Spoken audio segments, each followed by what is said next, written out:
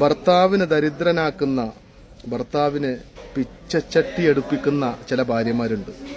അങ്ങനത്തെ ഭാര്യമാരുടെ 5 ദുസ്വഭാവങ്ങളെ കുറിച്ചാണ് പറയുന്നത്. അപ്പോൾ ഇത് നിങ്ങൾ ഷെയർ ചെയ്ത് കൊടുക്കണം. അങ്ങനെയുള്ള ഭാര്യമാർ ആ സ്വഭാവം മാറ്റിയെടുക്കണം. ഭാര്യയുടെ പ്രാർത്ഥനയിലാണ് ഭർത്താവിന്റെ ബർക്കത്ത്, കുടുംബത്തിന്റെ സന്തോഷമൊക്കെ. അങ്ങനെയുള്ളവരാവണം.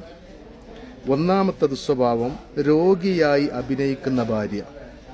ഈ അടുത്ത് എന്നോട് ഒരാൾ പറഞ്ഞു, സംസാരിച്ചപ്പോൾ ഉമ്മാക്ക് പനി വന്നു, ഉമ്മാനെ ഹോസ്പിറ്റലിൽ കൊണ്ടുപോയി കൊടുന്നു. ആ ഒരു ദേഷ്യത്തിന്, ആ ഒരു വാശിക്ക് അവള് ഒരു രോഗമില്ലാത്ത അവള് രോഗിയായി ബെഡിൽ പോയി കിടന്നു, എനിക്ക് ഹോസ്പിറ്റലിൽ പോകണം. എന്നിട്ട് പറയാണ് പോലും, ഞാൻ നിങ്ങളെ എന്നെ ഹോസ്പിറ്റലിൽ കൊണ്ടുപോകോ ഇല്ലേന്ന് നിങ്ങളെ ഉമ്മാനെ കൊണ്ടായല്ലോ, എന്നെ കൊണ്ടുപോകോ ഇല്ലേന്ന് ഞാനൊന്ന് നിങ്ങളെ പരീക്ഷിച്ചു നോക്കിയതാണ്. ഈ ഭാര്യ, രോഗിയായി അഭിനയിക്കുന്ന ഭാര്യ, ഭർത്താവിനെ പിച്ചച്ചട്ടി എടുപ്പിക്കും, ദരിദ്രനാക്കും, കുടുംബത്തിന്റെ ബറക്കത്ത് നഷ്ടപ്പെടുത്തി കളയും. 1ാമത്തെ ദുസ്വഭാവം. 2, ഭർത്താവിന്റെ മുന്നിലല്ലാതെ സൗന്ദര്യം പ്രകടിപ്പിക്കുക. ഭർത്താവിന്റെ അഭാവത്തിൽ ഒരു ഭാര്യ അണിഞ്ഞൊരുങ്ങേണ്ടത് സ്വന്തം ഭർത്താവിന്റെ മുന്നിലാണ്.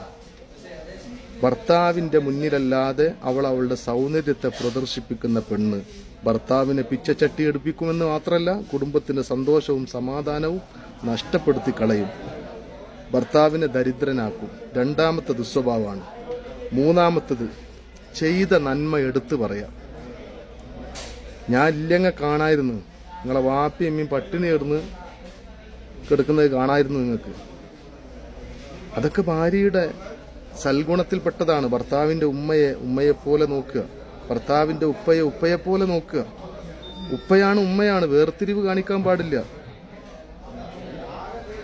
അവർക്ക് ഖിദ്മത്ത് ചെയ്യുന്നതിന്, സ്വന്തം മാതാപിതാക്കൾക്ക് ഖിദ്മത്ത് ചെയ്തതിന് തുല്യമാണ്, അതല്ലെങ്കിൽ അതിനേക്കാളും മേലെയാണ്.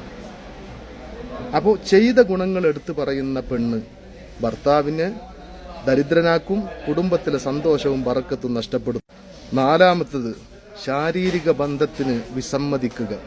ഭർത്താവുമായിട്ടുള്ള ലൈംഗിക ബന്ധത്തിന് വിസമ്മതം, അതിന് ഒരു മാനസികമായ ഒരു അകൽച്ച, അതും ഭർത്താവിനെ ദരിദ്രനാക്കും എന്ന് മാത്രമല്ല, കുടുംബത്തിന്റെ സന്തോഷം നഷ്ടപ്പെടുത്തി കളയും.